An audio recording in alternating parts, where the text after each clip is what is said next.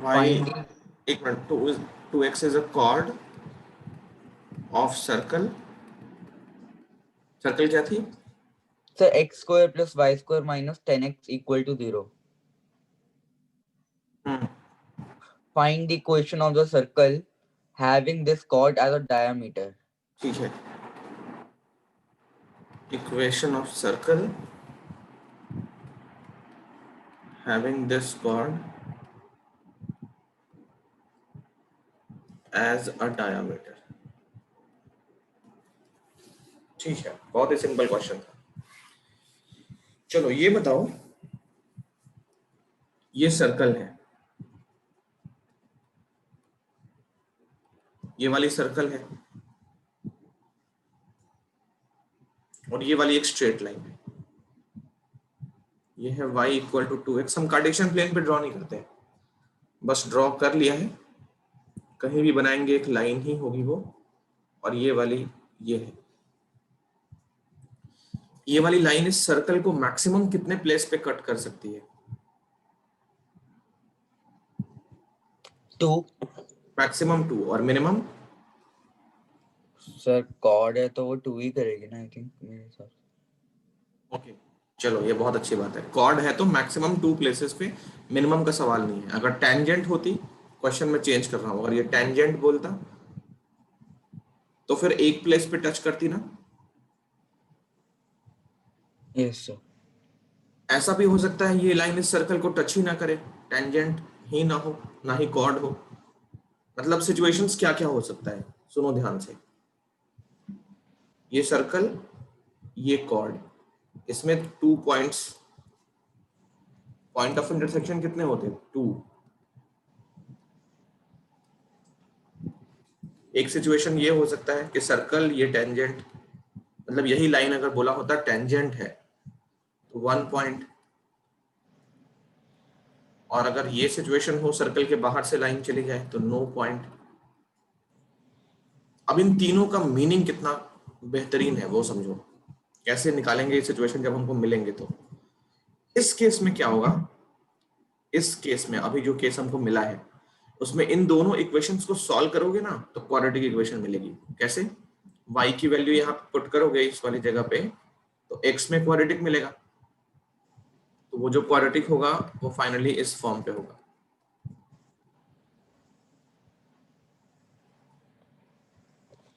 अरे सीकेंट और cord equation तो एक ही होगी ना अभी। ये वाला सिचुएशन में सीकेंट और कॉर्ड एक ही इक्वेशन होगी ना। हाँ वो जी सर। वो अलग हाँ। केस, ये माइंड में आ सकता है कि सीकेंट भी तो बनेगी, बट सीकेंट और कॉर्ड एक ही सिचुएशन है, 2 पॉइंट्स यहाँ भी होंगे। लाइन का इक्वेशन चेंज नहीं कर जाएगा, इस लाइन का सेम ही इक्वेशन रहेगा। चलो ओके। तो क्या है, ये 3 सिचुएशंस हैं। अब देखो, ये वाली y की इक्वेशन को इस वाले में पुट करना है, तो y यहाँ पे पुट करोगे, मैं दिखाता भी चलता हूँ साथ में। ये मिलेगा x स्क्वायर, y की जगह 2x पुट करो, 2x का whole square minus 10x equal to 0। तो y square plus, sorry y square तो हट गया, अब ये हो गया x square plus 4x square minus 10x equal to 0। तो 5x square minus 10x equal to 0। तो ये सिचुएशन मिली हमको, जो क्वाड्रेटिक इक्वेशन मिली है वो इस फॉर्म में हो सकती है। अब इसके 3 केसेस होते हैं। 3 केसेस क्या क्या होते हैं? अल्फा इक्वल टू बीटा होता है अगर डी 0 हो जाए तो, क्लास 10th में पढ़े होंगे। सेकेंड केस में alpha is not equal to beta जब डी मोर देन 0। और थर्ड केस में no real roots, no real roots जब डी हमारा लेस देन 0। ये 3 केसेस याद है ना? यस। अब इन तीनों का मतलब समझना। अगर ये केस हुआ जब अल्फा इक्वल टू बीटा हो, 2 रूट्स आ रहे हैं बट दोनों इक्वल हैं, तो टेंजेंट का केस ये वाला होगा। ये जो लाइन होगी इस टेंजेंट, टेंजेंट में x की एक ही वैल्यू होगी भले वो 2 बार आ रही हो। तो ये जो पॉइंट होगा ना, इस पॉइंट का कोऑर्डिनेट x का कोऑर्डिनेट होगा। x और y का कोऑर्डिनेट जो निकालोगे, इसे इसको सॉल्व करोगे। मान लो ये इक्वेशन आई, इसको सॉल्व किया, अल्फा बीटा दोनों इक्वल आ गए, तो x तुम्हारा निकल गया वहां से। x क्या होता है? अल्फा बीटा होता है ना। तो अल्फा बीटा दोनों निकल गया, वो इस पॉइंट का एक्स कोऑर्डिनेट होगा। तो अगर इसको मिला के इसके साथ, जैसे अभी हम सॉल्व करेंगे, इसको क्या मिलेगा, 5x into X minus two equal to 0, तो x equal to 0, x equal to 2, तो ये वाला सिचुएशन आ गया, डिस्टिंक्ट वाला। तो उस केस में ये भले कुछ नहीं बोले, ये कॉर्ड वर्ड कुछ ना बोले, हम बोलेंगे ये लाइन क्या है, कॉर्ड है, क्योंकि दो पॉइंट पे इंटरसेक्ट कर रही है तो कॉर्ड ही होगी। यस। तो ये सिचुएशन होगा, देखो इसका डी निकालना, पॉजिटिव आएगा। तो ये सिचुएशन में क्या होगा, ये वाला होगा सेकंड केस। मैं इस फिगर से सेकंड केस की बात कर रहा हूँ, इस वाले में ये जो सिचुएशन है वो फर्स्ट केस होगा। कभी ऐसा भी हो सकता है, ये वाला केस, जब सर्कल को लाइन टच ही ना करे, कट ही ना करे, तो उस केस में जो क्वाड्रेटिक मिलेगी ना, उसका डी नेगेटिव आ जाएगा, क्योंकि कोई रूट से ना मिलेगा, इसमें कोई भी पॉइंट कॉमन ही नहीं मिलेगा। तो इस वाले सिचुएशन में डी लेस देन 0 होगा, इस वाले में डी इक्वल टू 0 होगा, इस वाले में डी मोर देन 0 होगा। तो जो 10th में पढ़े थे ना, वो अभी भी काम आ रहा है। और कितना मतलब बढ़िया मीनिंग है इसका, कि लाइन का और सर्कल का पॉइंट ऑफ इंटरसेक्शन निकालना हो तो तीन केसेस हो सकते हैं। एक तो लाइन दो प्लेसेस पे कट करे, एक सिंगल प्लेस पे टच करे, और एक टच ही ना करे, कट ही ना करे। तो इन दोनों इक्वेशंस को जब मिला के सॉल्व करोगे तो फाइनली तुमको एक क्वाड्रेटिक इक्वेशन मिलेगी। अब उस क्वाड्रेटिक इक्वेशन में अगर डी पॉजिटिव है, डी पॉजिटिव है तो एक्स की दो वैल्यूज मिलेंगी, दोनों रियल होंगी, डिस्टिंक्ट होंगी, तो ये कॉर्ड और सर्कल का सिचुएशन होगा। अगर मतलब डी इक्वल टू 0 आ जाए, एक्स की दोनों वैल्यू इक्वल आ जाए, तो वो जो लाइन होगी वो सर्कल के लिए कॉर्ड होगी, सॉरी टेंजेंट होगी। और अगर उसका डी लेस देन 0 आ जाए, कोई भी रियल रूट्स ना आए, मतलब ये लाइन सर्कल को टच ही नहीं कर रही है, ना ही कट कर रही है, तो वो ये सिचुएशन हो। बोलो क्लियर? सर हाँ सर हम क्वाड्रेटिक के रूट्स के लिए ये नहीं बोलते थे, जब वो एक्स एक्सिस पे कट कर रही है तब वो रूट्स वो होते हैं। तो वो तो सही बात है ना, एक्स को टच करेगी वहीं पे तो वाई 0 होगा, जहां पे एक्स को कट करेगी वहीं पे वाई 0 होगा। तो इस इक्वेशन को हमने A X square plus B X plus C रख दिया। अब वाई कहाँ कहाँ 0 होगा, जहां ये एक्स को कट करेगी, उन्हीं पॉइंट्स को रखा। ओके, ये रूट्स ही होते हैं अल्फा बीटा। तो यहीं से ही पास कर रही है हमारी। कौन सी, ये वाली लाइन? हाँ इसका ग्राफ तो बना रहे हैं अभी, इसका ग्राफ बनाएंगे अभी। पहले ये बात समझ में आ रही है कि नहीं, ये बताओ। हाँ आ गई। ठीक है, अब चलो इस क्वेश्चन पे वापस आते हैं, इस क्वेश्चन पे। तो इस क्वेश्चन में क्या था, y equal to 2x is a chord of this circle, find the equation of a circle having this chord as a diameter। ये वाली chord को diameter लेके सर्कल का इक्वेशन बनाना है। तो ये वाली मान लो हमारी chord है, मैं इधर फिगर बनाता हूँ। हमारी ओरिजिनल सर्कल है ये, और ये वाली मान लो वो कॉर्ड है, y इक्वल टू 2x। इस कॉर्ड का ये पॉइंट A है, ये पॉइंट B है। पॉइंट ऑफ इंटरसेक्शन हमको मालूम चल चुका है। तो x अगर 0 है, या तो इसमें रखो या इसमें रखो, y निकालो। y कितना आएगा जब x 0 होगा, तो बताओ, कोई बता सकता है? यहाँ पे x को 0 पुट करो, y भी 0 आ जाएगा। दोनों में क्यों पुट कर सकते हैं, क्योंकि पॉइंट A और B जो है ना, वो सर्कल पे भी है, कॉर्ड पे भी है।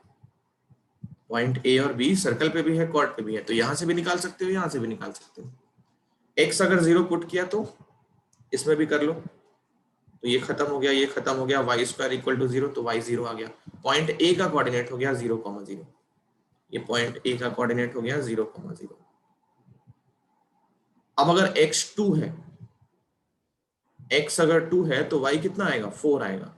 यहां से y मिलेगा 4, तो पॉइंट B का कोऑर्डिनेट हो गया 2,4। इस पॉइंट का भी कोऑर्डिनेट मालूम चल चुका है। अब एक ऐसी सर्कल बनानी है जिसके लिए ये कॉर्ड क्या हो, डायमीटर हो, इस तरीके से। तो AB सर्कल का इक्वेशन क्या होगा, देखो।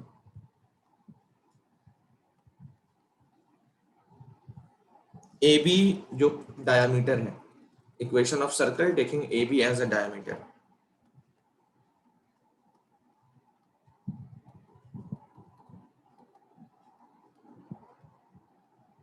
किसी को पता है डायमीटर एंड पॉइंट दिया होता है तो सर्कल का इक्वेशन कैसे लिखते हैं? x minus x1 x minus x2 सब लिखवा रखा है, y minus y1 y minus y2 equal to 0। Diameter end points अगर दिए होते हैं तो सर्कल का इक्वेशन कॉपी पे देखो सब लिखवा रखा है, देख के बताओ।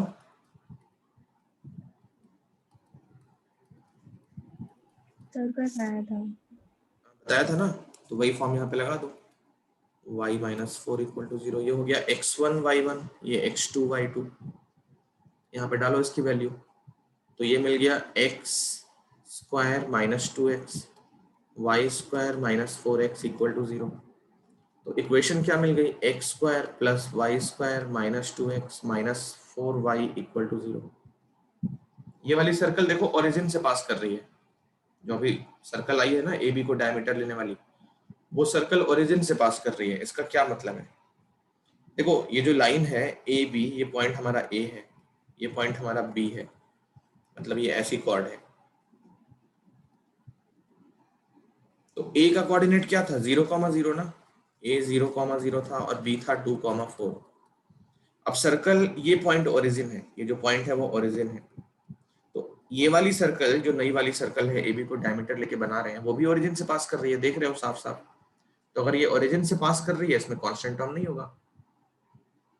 ये हो गया आंसर, बोलो क्लियर।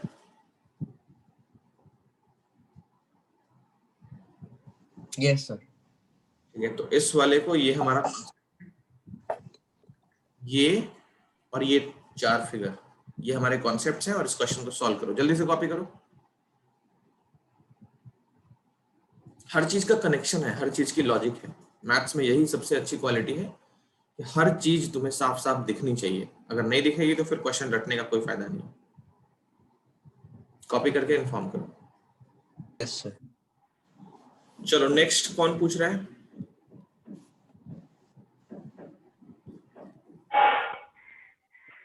सर मेरा डाउट है। बताओ। सर्कल में पहले है तो सर्कल का पूछ लो। ये सर सर्कल का ये पूछो।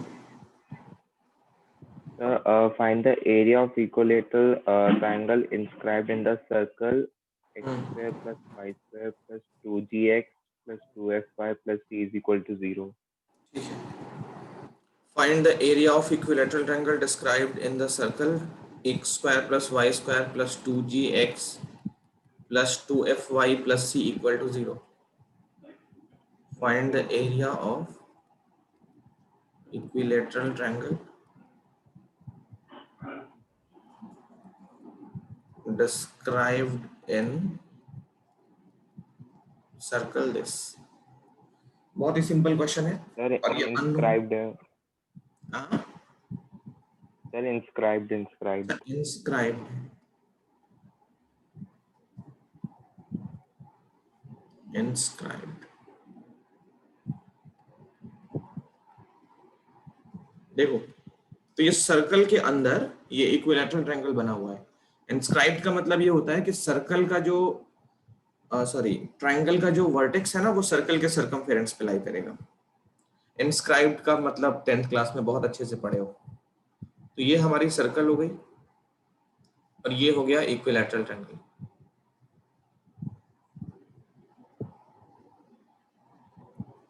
ABC।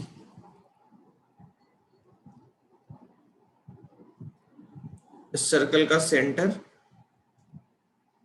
इस सर्कल का सेंटर कहाँ होता है, -g, -f पे। और इस सर्कल का रेडियस क्या होता है, रेडियस होता है √g square plus f square minus c। ये हमने पढ़ रखा है।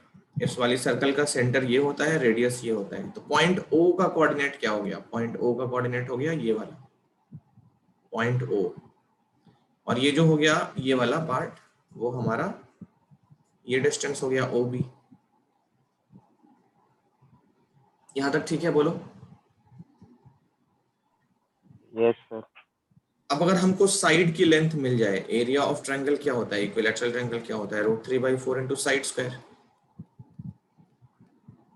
तो अगर हमको साइड मिल जाए BC AB AC कोई सा भी, तो यहाँ पे डाल के आंसर निकाल लेंगे। साइड जो होती है वो कैसे निकालनी है वो देखो। ये तीनों पार्ट को ज्वाइन करो, तीनों रेडियस है, ये इक्वल होगी। इस वाली साइड को, AO साइड को आगे एक्सटेंड करोगे तो इक्विलैटरल ट्रायंगल होने की वजह से ये मीडियन भी होगा और परपेंडिकुलर भी होगा। इनफैक्ट ये एंगल भी बाइसेक्ट करेगा। इक्विलैटरल ट्रायंगल में मीडियन, एल्टीट्यूड और एंगल बाइसेक्टर तीनों लाइंस कोइंसाइड करती है। ये जो पॉइंट होगा O, उसको हम सेंट्रोइड भी बोल सकते हैं, सरकम सेंटर भी बोल सकते हैं, ऑर्थो सेंटर भी बोल सकते हैं, इन सेंटर भी बोल सकते हैं। ये जो पॉइंट है, मैं सब छोटी छोटी बातें हैं यूज करनी होती है। ये जो पॉइंट होता है O, उसको क्या क्या बोल सकते हैं? इन सेंटर बोल सकते हैं, इसको सरकम सेंटर बोल सकते हैं, इसको ऑर्थो सेंटर बोल सकते हैं, इसको हम सेंट्रोइड भी बोल सकते हैं। इसका 4 नाम है, हालांकि ये चारों अलग अलग पॉइंट्स होते हैं। सेंट्रोइड क्या होता है? Point of intersection of medians होता है ये। इन सेंटर क्या होता है? ये एंगल बाइसेक्टर्स का पॉइंट ऑफ इंटरसेक्शन। सरकम सेंटर क्या होता है? ये परपेंडिकुलर बाइसेक्टर्स का point of intersection. Ortho centre क्या होता है? ये एल्टीट्यूड्स का पॉइंट ऑफ इंटरसेक्शन। तो इक्विलैटरल ट्रायंगल के केस में तीनों मीडियंस जो बनाओगे, तीनों एल्टीट्यूड्स जो बनाओगे, तीनों एंगल बाइसेक्टर जो बनाओगे, वो पॉइंट O से ही पास करेगी। और परपेंडिकुलर बाइसेक्टर बनाओगे, वो भी पॉइंट O से पास करेगी। तो चारों पॉइंट का पॉइंट ऑफ इंटरसेक्शन सेम होता है, वो हमारी सर्कल का सेंटर है। अब ये जो रेडियस है, ये वाला पार्ट, ओके, जो रेडियस है वो कैसे निकालेंगे? थोड़ी सी ज्योमेट्री, क्लास 10th की, क्लास 9th की ज्योमेट्री थोड़ी सी यूज करनी है। सर √3 आ रहा है क्या? पता नहीं, मुझे आंसर नहीं पता, निकालना पड़ेगा। तो क्लास 9th की ज्योमेट्री थोड़ी सी यूज करेंगे। कैसे यूज करेंगे? देखो, सबसे पहले ये एंगल होता है 60 डिग्री, ये पूरा एंगल होता है 60 डिग्री। तो अगर ये वाली जो आर्क है, ये वाली सेगमेंट देखो, ये सेगमेंट सेंटर पे क्या एंगल सबटेंड करेगी? तो इस एंगल का डबल यहां पे सबटेंड करेगी। ये तो पता है सबको कि आर्क या सेगमेंट सेंटर पे जो एंगल सबटेंड करती है उसका हाफ करती है अदर पार्ट ऑफ सर्कल पे। क्लास 9th में पढ़े थे, बहुत ही अच्छी सी ज्योमेट्री थी। तो यहाँ पे एंगल BAC अगर 60 है तो एंगल BOC जो होगा 2 एंगल BAC होगा, ये होगा 120 डिग्री। तो एंगल BOC आ गया 120 डिग्री। अब ये जो ट्रायंगल है दोनों कॉन्ग्रुएंट हो जाते हैं, करने की जरूरत नहीं है, हम 9th में नहीं है, हम डायरेक्ट लिखेंगे रिजल्ट, ठीक है। तो ये बात, यही फायदा है तुमको 12th में 11th में चले आने पे, 9th और 10th की जो कॉन्सेप्ट्स है ना, उसको हम डायरेक्टली यूज कर सकते हैं, उसके थ्योरम्स हम डायरेक्टली यूज कर सकते हैं। तो यहाँ पे ट्रायंगल BOC कॉन्ग्रुएंट बन जाता है BOC नहीं, BOD, ये BOD ट्रायंगल COD के कॉन्ग्रुएंट बन जाता है। तो इससे क्या होगा, ये जो एंगल है ना सेंटर पे, उसको अल्फा ले लो, अल्फा इक्वल टू 120/2, ये आ गया 60 डिग्री। अल्फा हो गया 60, ये भी 60 और ये भी 60, ये 90 है, ये 30 वैसे भी होना है क्योंकि ये लाइन एंगल बाइसेक्टर है, ये एंगल बाइसेक्टर भी है, मीडियन भी है, परपेंडिकुलर भी है, ठीक है ना। ये अगर खींच दो उसको आगे तक तो ये परपेंडिकुलर काम भी करेगी। एनीवेज, तो कोई भी एंगल हमको मिल गया इस राइट एंगल ट्रायंगल में। अब हमको OB निकालनी है। तो इन ट्रायंगल BOD कैसे निकालेंगे? BOD, अच्छा OB नहीं निकालनी है हमको, BD निकालनी है।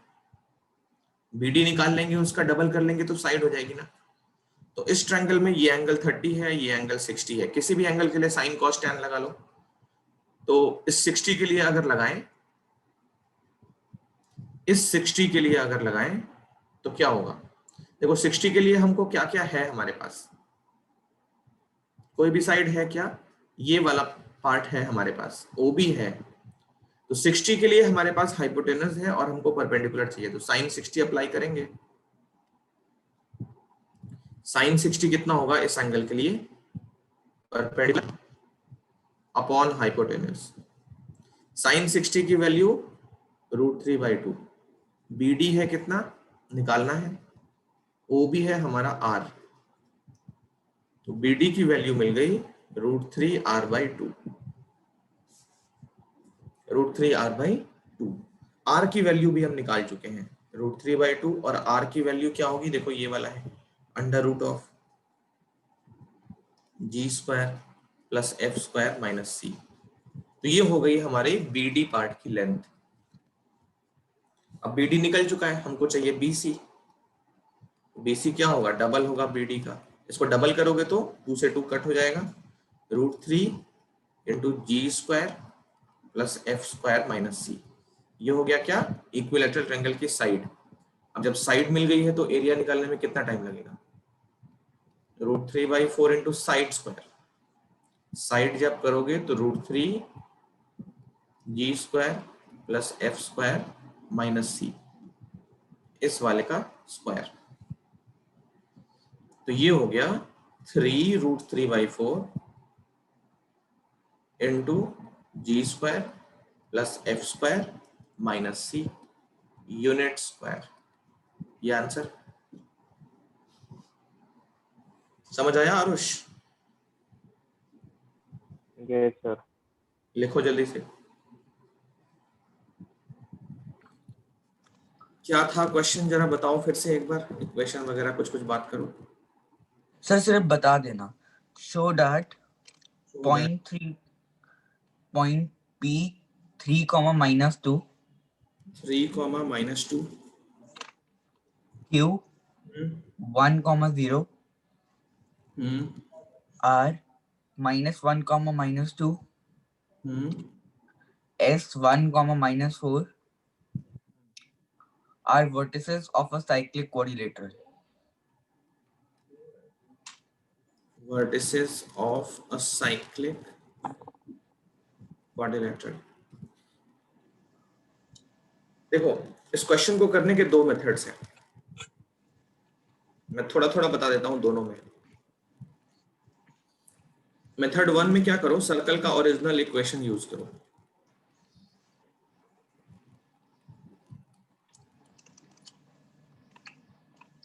तुम्हें ये तो पता ही है, कोई भी 3 पॉइंट से एक यूनिक सर्कल पास करती है, सबको पता है ना ये बात। कोई भी 3 पॉइंट्स कहीं भी ले लो, इससे एक सर्कल पास कर जाएगी, कहीं भी ले लो पॉइंट्स। हाँ, वो पॉइंट्स कोलिनियर ना हो जाए, कोलिनियर पॉइंट से सर्कल पास नहीं करेगी, मतलब तीनों पॉइंट से एक सर्कल पास नहीं करेगी। इनके अलावा नॉन कोलिनियर पॉइंट्स कहीं भी ले लो, एक सर्कल बन जाएगी इन तीनों पॉइंट से पासिंग। तो क्या करो, कहने का मतलब ये मिनिमम कंडीशन है सर्कल की इक्वेशन सॉल्व करने के लिए। ये बात तुमने 9th क्लास में सीखी थी कि there is one and only one circle passing through 3 non collinear given points. किसको किसको याद है, ये क्लास 9th का एक थ्योरम था।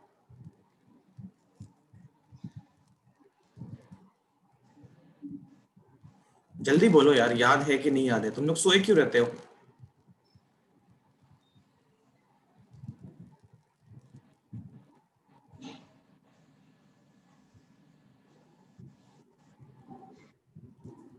आरुष, बनज, गीतन, केशा, अभिनव,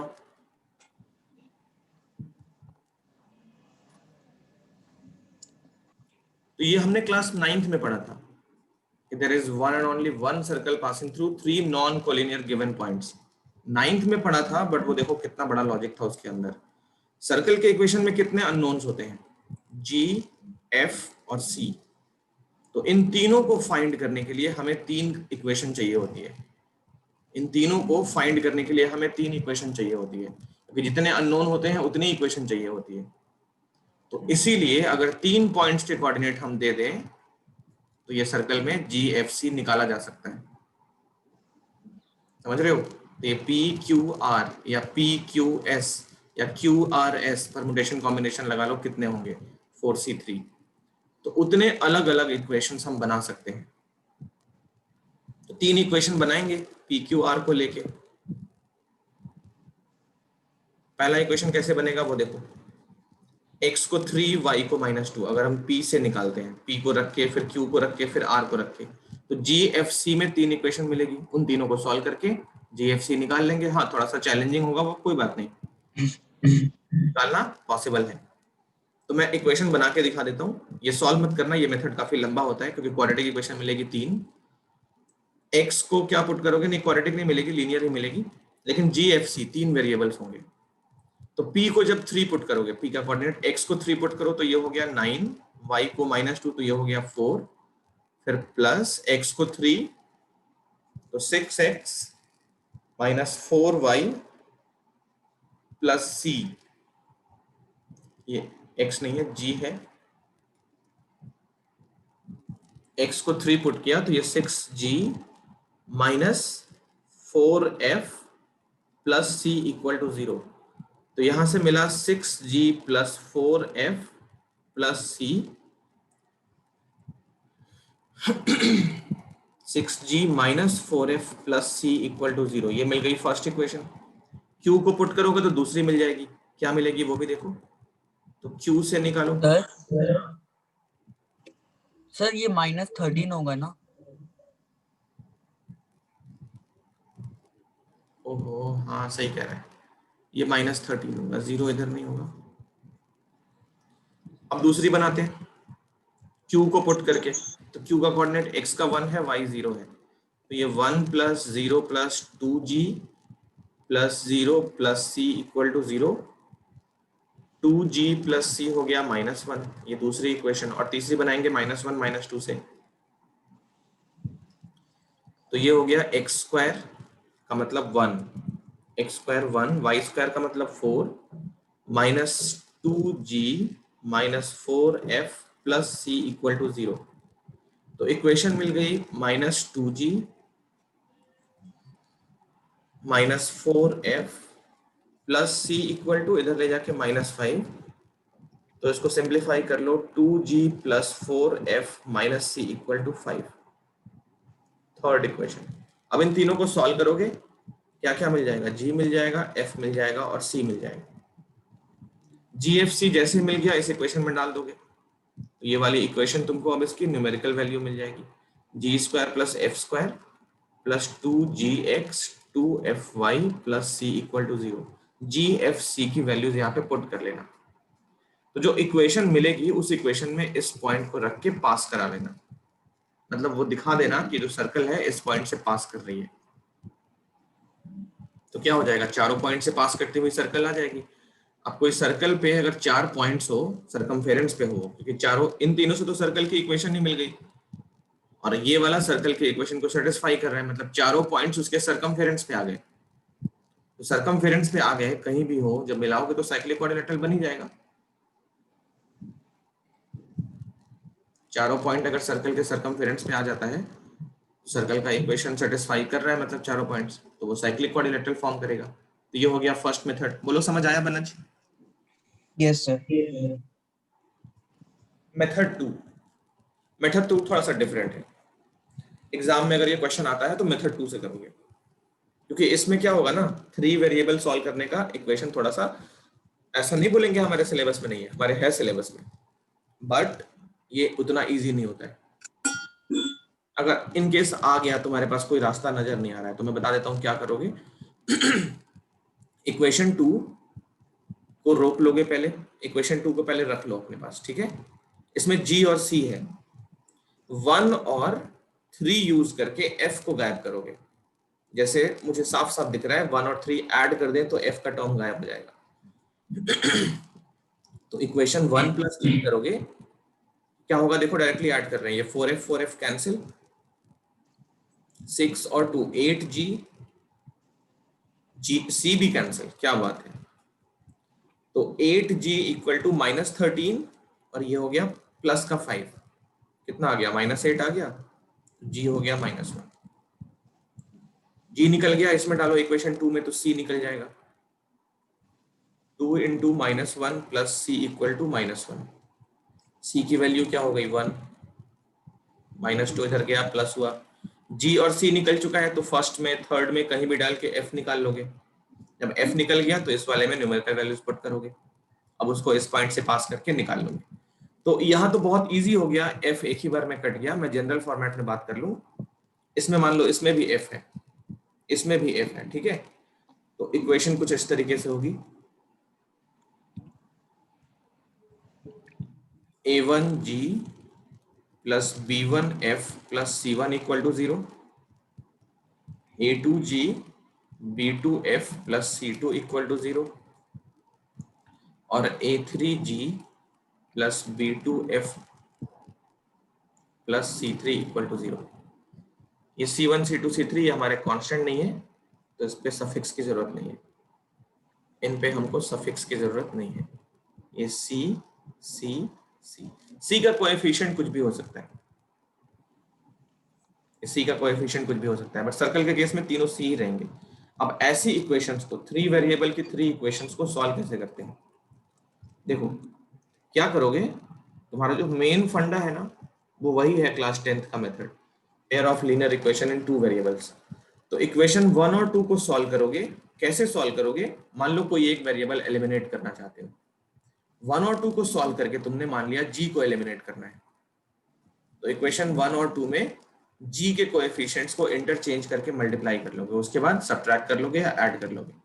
तो इनको यूज करके तुम्हें एक इक्वेशन मिलेगी जो f एंड c में होगी। ओके, इक्वेशन 1 और 2 यूज करना और g को एलिमिनेट कर लेना, g को एलिमिनेट कर लेना, उसके बाद तुमको f और c में ऐड सब्ट्रैक्ट करोगे तो f और c में एक इक्वेशन मिलेगी, यहां से उसको मार्क करोगे 4th इक्वेशन। फिर 2 और 3 को भी सेम प्रोसीजर, g गायब करोगे तो f और c में मिलेगी कौन सी इक्वेशन? दूसरी इक्वेशन। इसको इक्वेशन 5 मार्क कर लोगे। अब फिर 4 और 5 को सॉल्व करोगे तो तुमको क्या मिल जाएगा? f मिल जाएगा और c मिल जाएगा, ये दोनों मिल जाएगा, फिर किसी भी एक इक्वेशन में डाल के g निकाल लेना।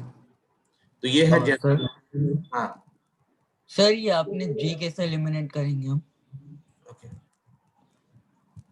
मान लो पहली इक्वेशन मिली है 3g plus 7f plus 10c equal to 0। दूसरी इक्वेशन मिली है क्या बोले, 5g plus 6g minus 7c equal to 0। मैं बिल्कुल रैंडम और थोड़े बेकार से कोएफिशिएंट ले रहा हूँ। ये दो इक्वेशन है, एक और मिलेगी। तो c का इक्वेशन, c का मतलब कोएफिशिएंट तो 1 रहेगा सर्कल के केस में, बट मान लो x y z में 3 इक्वेशन है, तो इसको g एलिमिनेट करना है। पहली इक्वेशन को मल्टीप्लाई करोगे 5 से, इसको करोगे 3 से, करो मल्टीप्लाई, तो 5 3 15g plus 35f plus 50c equal to 0, और 3 से कर लिया तो 15g प्लस 18f, ये f है, माइनस 21c इक्वल टू 0। अब इन दोनों को क्या करोगे? Subtract, minus minus plus, g से g गायब हो गया, ये कितना हो गया? 17f plus 71c equal to 0। इसको 4th मार्क कर लो। अब ऐसे ही 2 और 3 में से g गायब करके दूसरी, या 1 और 3 में से भी कर सकते हो। समझ में आ रही है बात? Yes sir. ऐसा सिचुएशन अगर आगे मिल जाता है कहीं, तुम्हें और कोई रास्ता नजर नहीं आए, तुम्हें सॉल्व ही करना पड़े, क्योंकि मिल सकता है ऐसा इक्वेशन, ऐसी कंडीशन हमको मिल सकती है आगे। तो ये आगे के लिए भी याद रखोगे, 12th में उससे आगे कहीं पे भी मिल जाए अगर 3 वेरिएबल 3 इक्वेशन, तो यही प्रोसीजर है सॉल्व करने का। ओके, तो ये है इसका आंसर, फर्स्ट मेथड था ये। कॉपी करो जरा जल्दी से।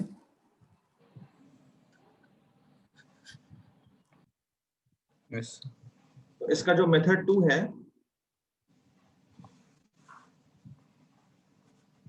उसमें हमको डिस्टेंस फॉर्मूला यूज करना है।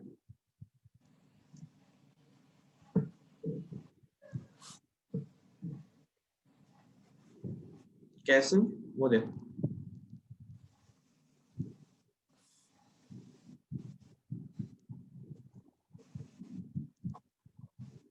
ये सर्कल बना लिया, उसका सेंटर मान लिया x, y है, या अल्फा, बीटा, और ये 3 पॉइंट्स रख दिया उसके सर्कमफेरेंस पे, क्योंकि 3 पॉइंट से एक सर्कल पास कर जाएगी, पक्की बात है, p, q और r।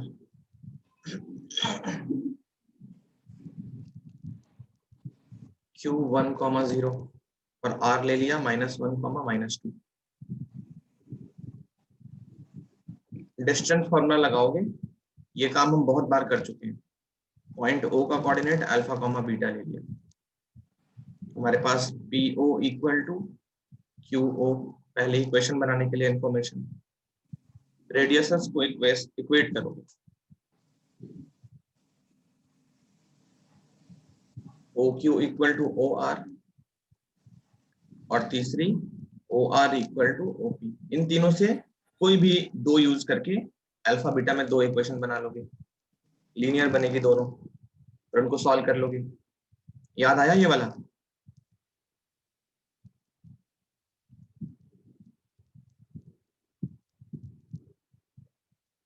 याद आ रहा है कि नहीं याद आ रहा है? ऐसे कर लोगे यस सर। या एक बना के दिखाओ, PO इक्वल टू QO करके, डिस्टेंस फॉर्मूला अल्फा सर हो माइनस, जाएगा। तो इससे अल्फा बीटा में दो इक्वेशन बना लोगे, वहां से अल्फा बीटा निकाल लोगे। अल्फा बीटा निकल गया तो ये सेंटर हो जाएगा। उसके बाद कोई भी तीन लेंथ निकाल लेना, PO निकाल लेना, OQ निकाल लेना, OR निकाल लेना, कुछ भी निकाल लेना, तो वो रेडियस मिल जाएगा। रेडियस मिल गया, सेंटर मिल गया, रेडियस मिल गया, तो सर्कल का इक्वेशन लिख लेना।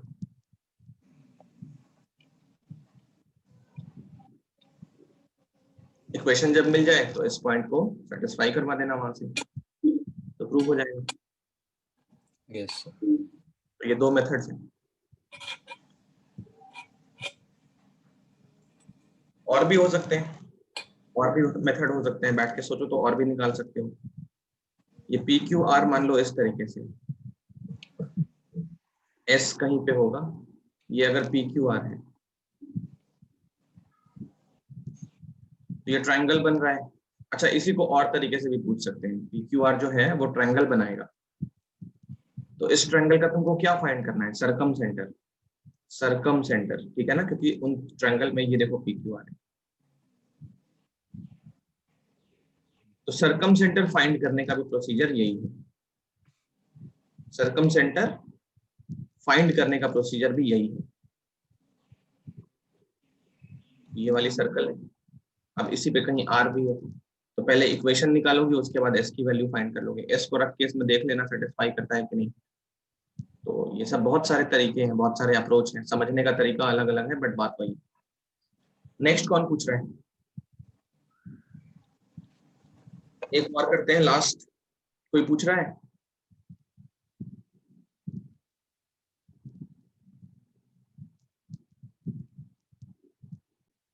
ठीक है, तो नेक्स्ट क्लास पे क्यूब रूट ऑफ यूनिटी हम एक छोटा सा टॉपिक है वो कर लेंगे, हालांकि वो कॉनिक सेक्शन से नहीं है, किसी और से है, क्वाड्रेटिक से है वो, क्वाड्रेटिक और कॉम्प्लेक्स नंबर से है, तो वहां से ये हम हाफ एन आवर में ये कर लेंगे, और बाकी के टाइम में हम एलिप्स स्टार्ट कर लेंगे। एलिप्स कॉनिक सेक्शन का पार्ट है, पैराबोला एलिप्स, बट सर्कल्स के बाद थर्ड बोल सकते हैं, तो अगली क्लास पे हम ये कर लेंगे। ठीक है।